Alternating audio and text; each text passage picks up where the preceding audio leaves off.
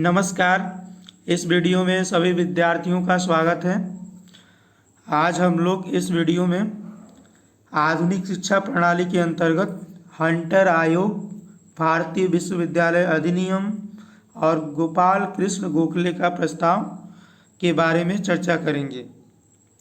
आइए देखते हैं सबसे पहले हंटर आयोग के बारे में, जिसको हम भारतीय शिक्षा आयोग भी कहते हैं। ये 1882 में आया था। देखते हैं इसके पीछे का बैकग्राउंड, देखते हैं इस आयोग के पीछे का। हम जानते हैं कि वुड के घोषणा पत्र के बाद भारतीय शिक्षा में एक क्रांतिकारी परिवर्तन आया। क्रांतिकारी परिवर्तन से शिक्षा के क्षेत्र में बहुत सारे सुधार हुए थे। 1857 में 3 विश्वविद्यालय बन के तैयार हो गए थे। उसके बाद बहुत सारा शिक्षा के क्षेत्र में हर एक प्रांत में जन शिक्षा समिति का निर्माण हो गया था। ये दो चीज़ें बिल्कुल हो गई थी। लेकिन बीच में क्या हुआ कि 1857 में ब्रिटिश के खिलाफ स्वतंत्रता आंदोलन प्रारंभ हो गया और स्वतंत्रता आंदोलन प्रारंभ होने से कंपनी के शासन में व्यवधान उत्पन्न हुआ और इस व्यवधान के कारण भारतीय शिक्षा स्तर पर भी प्रभाव पड़ा, जिसके परिणाम स्वरूप शासन व्यवस्था फेल होने पे ब्रिटिश सरकार ने कंपनी का शासन सीधे अपने हाथ में ले लिया और इसमें हर एक स्टेट में विधान परिषद का निर्माण किया और उसमें भारतीयों को भी प्रतिनिधित्व दिया गया। उसके बाद जो है लॉर्ड रिपन को वायसराय और गवर्नर जनरल बना करके भारत भेजा गया और 1880 में भारत का गवर्नर जनरल लॉर्ड रिपन को बना दिया गया। उसके बाद क्या हुआ कि 1880 में ही इंग्लैंड में अनिवार्य प्राथमिक शिक्षा लागू हो गई थी, तो शिक्षा पर ध्यान आया। ये इंग्लैंड सरकार या ब्रिटेन सरकार का भारत में शिक्षा पर ध्यान आया और इसके साथ साथ जो है भारतीय भी और मिशनरी भी दोनों ही शिक्षा परिवर्तन की मांग कर रहे थे। मिशनरी इसलिए शिक्षा की मांग कर रहे थे परिवर्तन की कि उनको 1854 वाले वुड के घोषणा पत्र में सीधे तौर पे मिशनरियों को कोई फ़ायदा नहीं हुआ, उनका प्रभाव जो है लगभग समाप्त हो गया। फिर भी उन्होंने मांग रखी। अपनी मांग रखने के लिए एक general council of education in India संस्था का निर्माण किया और उसके माध्यम से ब्रिटिश सरकार से सीधा शिक्षा में परिवर्तन की मांग की थी। जब लॉर्ड रिपन गवर्नर जनरल बने तो यहाँ पे ईसाई मिशनरी भी जो है का प्रतिनिधि मंडल जो था अपनी समस्याओं को लेकर उनके समक्ष रखा था और इसके बाद हंटर के नेतृत्व में 1882 में एक आयोग बना और जिसमें क्या थे 20 सदस्य जो हैं थे और उसमें से 6 सदस्य भारतीय थे। तो 6 सदस्य भारतीय होने के कारण इस पहला ऐसा आयोग था जो है भारतीय शिक्षा आयोग। इसको इसलिए कहते हैं कि पहला आयोग था जिसमें 6 भारतीय भी शामिल थे। नेक्स्ट आगे चलते हैं, इसके प्रस्ताव के बारे में देखते हैं। विशेष रूप से इसका जो निर्माण है हंटर शिक्षा आयोग का, इसका निर्माण इसलिए किया गया था कि वो भारत में प्राथमिक शिक्षा की स्थिति को बता सके, उसके बाद वुड के डिस्पैच की समीक्षा कर सके, कहाँ तक उसको क्रियान्वयन हुआ है इसकी समीक्षा कर सके। उसके अलावा इस आयोग ने जो है बहुत सारी चीज़ों पे सलाह दिया। ये बहुत ही व्यापक सलाह दिया था, प्राथमिक शिक्षा पे भी, माध्यमिक शिक्षा पे भी और उच्च शिक्षा, ये तीनों पे सलाह दिया था। लेकिन इसका विशेष रूप से 2 ही काम के लिए नियुक्ति हुआ था, प्राथमिक शिक्षा की स्थिति और वुड के डिस्पैच की समीक्षा ही थी। देखते हैं सबसे पहला यहाँ पॉइंट है आयोग का, जो सरकार प्राथमिक शिक्षा के सुधार एवं विकास की ओर विशेष ध्यान दे और इसका माध्यम स्थानीय भाषा ही हो और इस स्तर पर शिक्षा का नियंत्रण जिला और नगर बोर्डों को सौंपा जाए।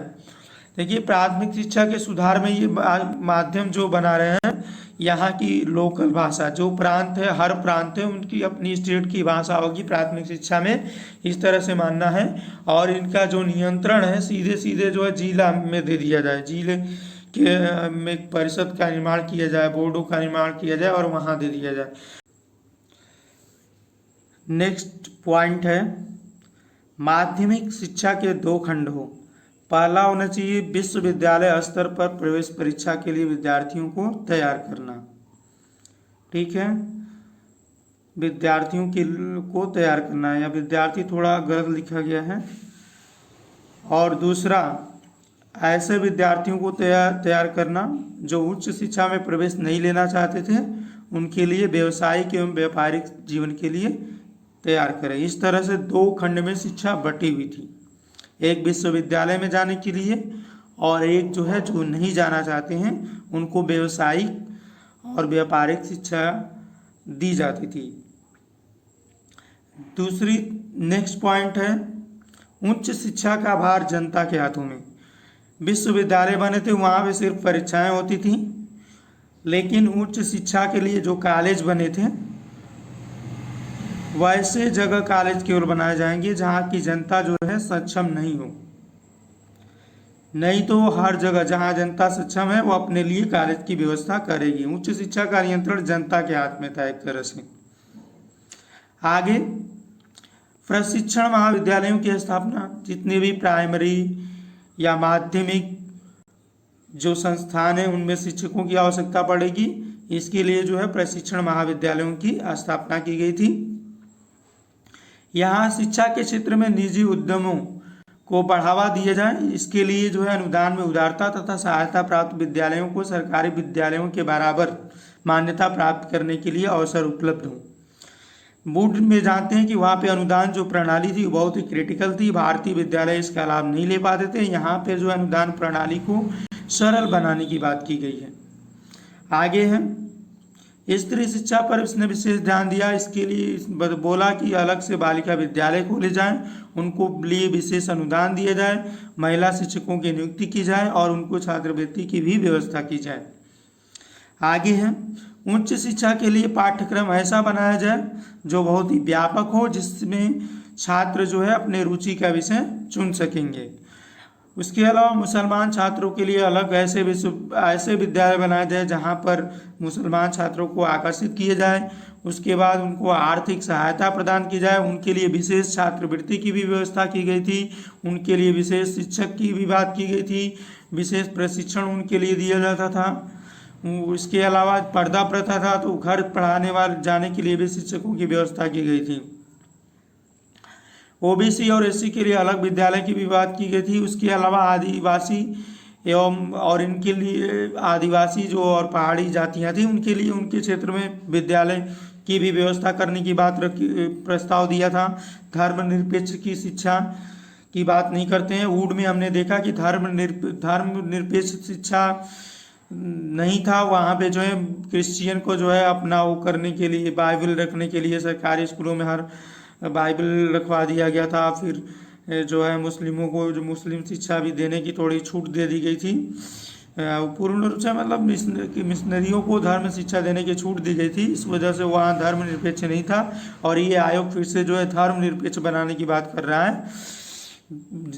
और आगे जो है उच्च शिक्षा में 19 भारतीयों को प्राध्यापक के रूप में नियुक्त किया जाए जो यूरोपीय विश्वविद्यालय में पढ़े हों।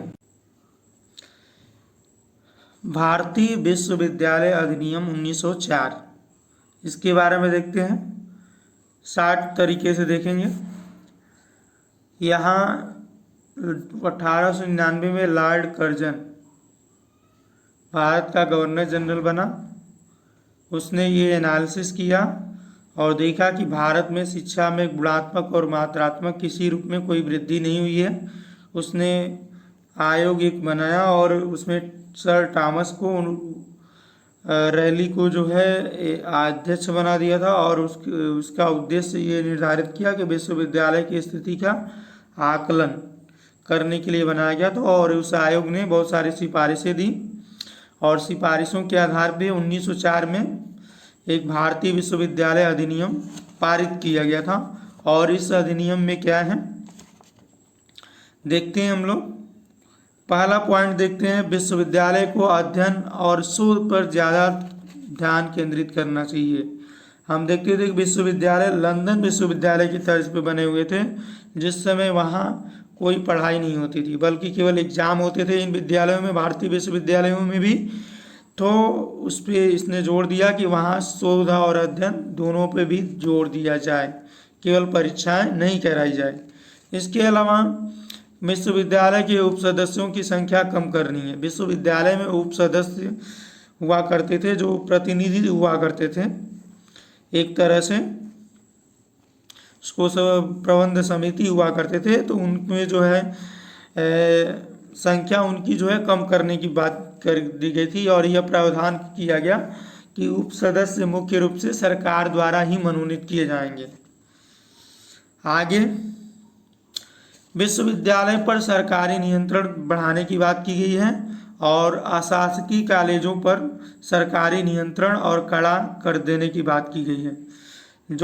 जो भी कॉलेज थे जो शिक्षा अशासकीय थे, उन पे जो है सरकारी नियंत्रण कड़ा करने की बात की गई है। उसके अलावा 5 लाख रुपए की राशि जो है स्वीकृत की जाएगी विश्वविद्यालयों के उत्थान के लिए, और गवर्नर जनरल को विश्वविद्यालय की क्षेत्रीय सीमाएं निर्धारित करने का भी अधिकार दिया गया कि कॉलेज बहुत ज़्यादा हो गए थे, तो उन कॉलेजों का जो है किस विद्यालय के अंडर में कितना क्षेत्र रहेगा, उसके हिसाब से निर्धारित क्षेत्रीय सीमाएं निर्धारित की गई थी। आगे देखते हैं हम लोग गोपाल कृष्ण गोखले का सरकारी प्रस्ताव क्या था। देखिए, हमने अभी पढ़ा था कि 1880 में अनिवार्य प्राथमिक शिक्षा जो है इंग्लैंड में लागू हो गई थी, और भारत में सबसे पहले अनिवार्य शिक्षा बड़ौदा रियासत में 1906 में लागू हुआ था। और ये 1906 में जब लागू कर दिया गया था, तो इसका क्या हुआ कि विधान परिषद जो बने थे प्रांतों में, वहाँ पे जो है ये संदर्भ दिया राष्ट्रवादी जितने थे, गोपाल कृष्ण गोखले जो जितने भी भारतीय थे, ये गोपाल कृष्ण गोखले जो लीड रोल में थे, तो इन्होंने ये मांग की कि एक बड़ौदा का जो रियासत है वहाँ पे जो है निःशुल्क और अनिवार्य प्राथमिक शिक्षा दी जाती है, और यहाँ इसी का संदर्भ दे करके उन्होंने ये कदम उठाया कि ऐसा जो है प्रगतिशील कदम सरकार को भी उठाना चाहिए। तो ये शिक्षा गोपाल कृष्ण गोखले ने विधान परिषद में इसकी मांग उठाई, और मांग उठाई थी 1911 में मांग उठाई थी। लेकिन उस समय इनके जो मांग को जो है माना नहीं गया, पूरी तरह से इनकार कर दिया गया। लेकिन एक शिक्षा नीति 1913 में घोषित की गई थी 21 फरवरी। तो इसमें क्या हुआ कि सरकारों ने जो है निःशुल्क शिक्षा की मांग को जरूर ठुकरा दिया था, लेकिन क्या हुआ कि निरक्षरता समाप्त करने की नीति को अपना लिया था, स्वीकार कर लिया था। और इस प्रस्ताव में सरकार ने प्रत्येक प्रांत में एक विश्वविद्यालय खोलने की घोषणा की थी, और सरकार ने प्रांतीय सरकारों को प्रेरित की कि वो समाज के निर्धन एवं अत्यंत पिछड़े वर्गों को प्राथमिक शिक्षा प्रदान करने की व्यवस्था करे। तत्पश्चात क्षेत्र में गैर सरकारी उद्यमों को भी प्रोत्साहन दिया गया। ठीक है, तो इस तरह से ये गोपाल कृष्ण गोखले पहले ऐसे व्यक्ति थे जो भारत में निःशुल्क शिक्षा एवं अनिवार्य शिक्षा की जो है बात किए थे। पहली बार सबसे पहले भारतीय ये थे। और इसी के साथ ये वीडियो समाप्त होता है।